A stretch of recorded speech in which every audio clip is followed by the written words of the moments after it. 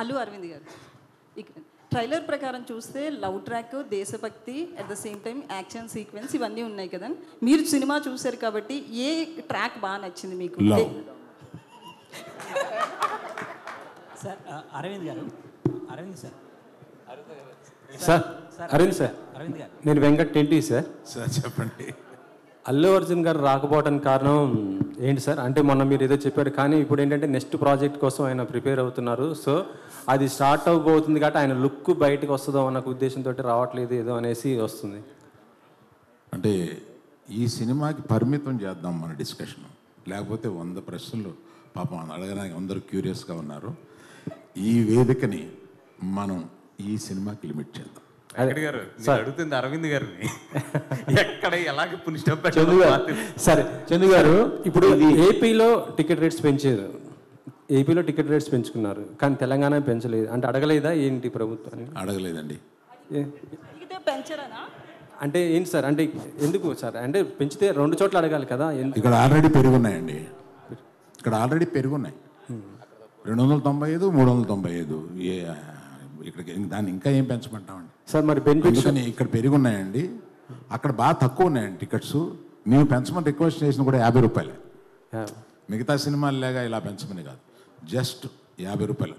బాబు ఇది కొంచెం రండి రాయండి, స్పెసిఫిక్ ప్లేసెస్లో 50 రూపాయలు మాత్రమే పెంచాము. అది కూడా ఆ ఫస్ట్ వీక్ మాత్రమే పెంచాం, అంతే. సార్ బెనిఫిట్ షోస్ ఏమైనా ఉంటున్నాయా? లేవండి, బెనిఫిట్ షోస్ లేవు. అంత బెనిఫిట్ వద్దు.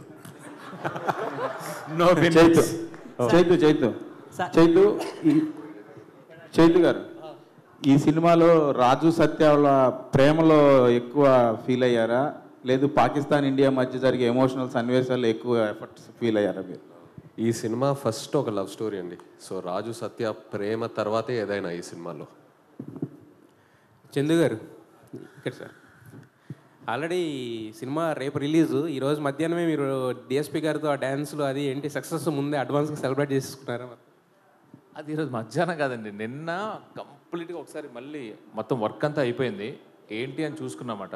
ఆ టైంలో చూసుకున్నప్పుడు డిఎస్పీ గారికి ఉత్సాహం వచ్చింది. సో ప్రీ సెలబ్రేషన్స్ లాగా ఆ సాయి పల్లవి గారి ఆ స్టెప్ చాలా మంది కష్టపడుతున్నారు, ఆయన అంతా ఈజీగా. డిఎస్పీ గారికి అన్నీ రాక్ స్టార్. అల్లు అర్జున్ గారు అంటే ఇన్నేళ్ళ కెరీర్లో మీరు ఇచ్చిన హిట్లు, సూపర్ హిట్లు ఇవన్నీ చూసాం, కానీ ఫస్ట్ టైం ఈ సినిమాతో డ్యాన్స్ చూసే అదృష్టం ఫస్ట్ టైం దొరికింది మాకు. 2 సార్లు వేసారు, అది కూడా. సో 3 సార్లు సార్, 3 సార్లు మిస్ అయ్యాం సార్. అయితే ఇప్పుడు వాసు పాల్కొల్ కమాన్, నమస్కారం. కొత్త లుక్తో మీరు కనపడుతున్నారు, డైరెక్ట్గా హీరోయిన్లు అంతా కనపడతారు కొత్త లుక్, పంచి గెటప్ తోటి. అంటే పోలీస్ స్టేషన్ స్టార్ట్ అయింది. ఇగో తిరుపతి ఫ్లైట్ దిగ్గానే సరాసరి అరవింద్ గారు వచ్చేస్తా. ఎప్పుడు అరవింద్ గారు మీటింగ్ నేను లేట్ వస్తా, ఈ పట్టన్నా ఫస్ట్ రావాలని చెప్పి ఫ్లైట్ దిగ్గానే అలాగే యాజ్ డీస్కి వచ్చేస్తా. నేను వచ్చేటప్పుడు మళ్ళీ ఆయన వచ్చేసారు, యాజ్ డీస్గా దెబ్బలు పడిపోయినాయి. ఇప్పుడు మళ్ళీ ఆ విషయం గుర్తు చేసి మళ్ళీ దెబ్బలు పెట్టించాలి నాకు. అంటే ప్యాంట్ మార్చుకోవడానికి కూడా టైం లేకుండా అంత బిజీగా ఉన్నావాడైతే. Of course good, super. తర్వాత ఈ సినిమాకి పర్టికులర్గా జనరల్గా ఏ పెద్ద సినిమా అయినా ఎంత కాన్ఫిడెంట్ ఉన్నా కానీ కొన్ని ఏరియాలు షేర్ గ్యారెంటీలో లేకపోతే ఎంజీలో ఇవన్నీ రకరకాలు వస్తాయి. ఎస్పెషల్ ఈ సినిమాకు కూడా అలా వచ్చినాయి. సరే మీరు అమ్మకపోయినా ఎంత అమ్మకున్నా కనీసం షేర్ గ్యారెంటీ అంటే వచ్చేటప్పుడు మీకే వస్తుంది కదా, తర్వాత వచ్చేది కూడాను. వాటికి కూడా ఎందుకు మీరు ఈ సినిమా ఇవ్వకుండా మీరే ఓన్గా ఉంచుకోవడానికి అంత కాన్ఫిడెంట్ ఏంటి? అంటే అది ప్యూర్ అరవింద్ గారు డెసిషన్ అండి. ఎందుకంటే ఇప్పుడు కొన్ని చోట్ల మంచి హైర్లు వచ్చినాయి చాలా సెంటర్లో. బట్ ఆయన ఏంటంటే ఇది మన సినిమా, మన కాన్ఫిడెంట్, మనమే రిలీజ్ చేద్దాం, దీని మీద ఏది వచ్చినా కూడా that is my responsibility, I don't want to put this responsibility on other heads అనేది ఆయన చాలా క్లియర్గా ఉన్నాడు. I respect his decision. అందుకనే ఎక్కడ ఏ హైర్లు వచ్చినా ఏది వచ్చినా కూడా వద్దని చెప్పాము. అరవింద్ గారు జనరల్గా కొన్ని సంవత్సరాల క్రితమే బాహుబలి సినిమాతో రికార్డ్ బడ్జెట్ పెట్టిన ఏకైక సంస్థ గీతాడ్ సంస్థ. మగధీర సినిమాని 45 కోట్లతోటి పెట్టి తీసింది. సో అప్పుడే మీరు కూడా స్టేట్మెంట్ ఇచ్చారు, అమ్మో నేను ఇండస్ట్రీ పాడు చేస్తున్నానేమో, ఎక్కువ పెట్టి తీసేసానని బాధపడ్డారు. కానీ దాన్ని బేస్ చేసుకుని మీ ధైర్యాన్ని పెట్టి తర్వాత బాహుబలికి తర్వాత వరుసగా ఎన్నో కోట్లు వచ్చింది. ఎస్పెషల్లీ నాగ చైతన్యం ఉండొచ్చు, సాయి పల్లవి ఉండొచ్చు, ఈ కాంబినేషన్ మీద 100 కోట్ల క్లబ్లోకి వాళ్ళు చేర్చారు. 100 కోట్లు రిస్క్ చేశారు మీరు. దాని గురించి ఏం చెప్తారు? క్వశ్చన్ ఏంటి దీంట్లో? Please make it a question.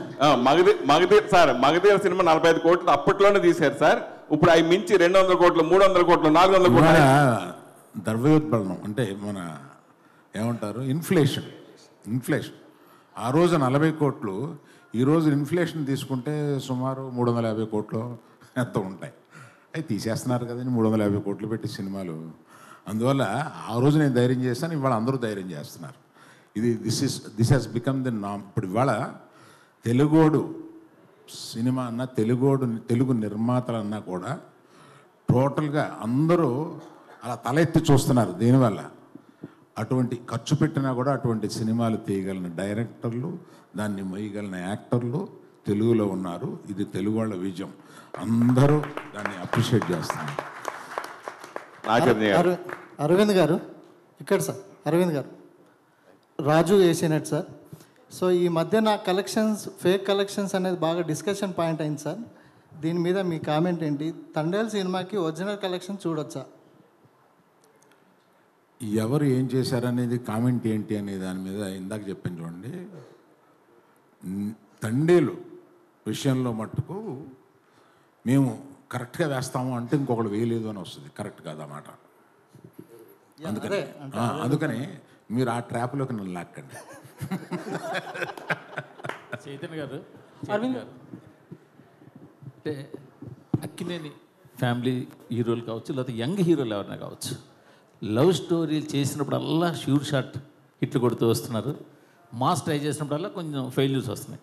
మీ కెరీర్లో కూడా ఏమాయ చేసావే, ప్రేమం, మజిలీ, లవ్ స్టోరీ 100%లో ఇప్పుడు ఇది.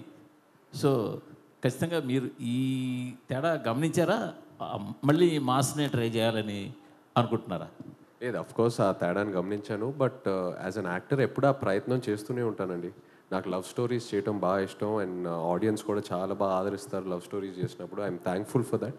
బట్ యాజ్ అన్ యాక్టర్ ఎప్పుడు వేరే జానర్స్ ట్రై చేస్తూ ముందుకు వెళ్ళాలనే నా ప్రయత్నం.